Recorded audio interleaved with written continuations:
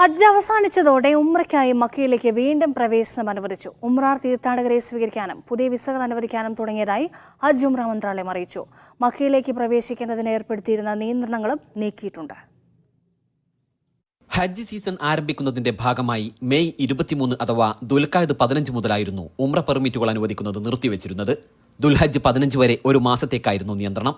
കഴിഞ്ഞ ഉംറ സീസണിൽ ഉംറക്കെത്തിയ മുഴുവൻ ആളുകളും ജൂൺ 6 മുമ്പ് സൗദിയിൽ നിന്ന് പുറത്തു പോകണമെന്നും മന്ത്രാലയം നിർദ്ദേശിച്ചിരുന്നു.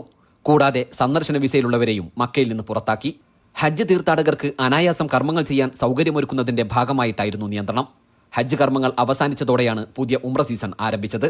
ലോകത്തെല്ലായിടത്തുമുള്ള ഉംറ തീർത്ഥാടകരെ സ്വീകരിക്കാനും പുതിയ ഉംറ വിസകൾ അനുവദിക്കാനും തുടങ്ങിയതായി ഹജ്ജ് ഉംറ മന്ത്രാലയം അറിയിച്ചു. ആഭ്യന്തര തീർത്ഥാടകർക്കും നുസ്ക് ആപ്ലിക്കേഷൻ വഴി ഉടൻ ഉംറ പെർമിറ്റുകൾ അനുവദിച്ചു തുടങ്ങും.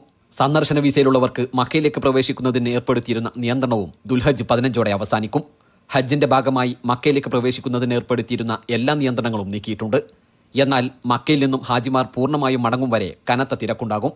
വിടവാങ്ങൽ തവാഫ് പൂർത്തിയാക്കി മുഴുവൻ ഹാജിമാരും ഒരു മാസത്തിനകം സൗദിയിൽ നിന്നും മടങ്ങും. Gafoor Kondotty, media 1, Mecca.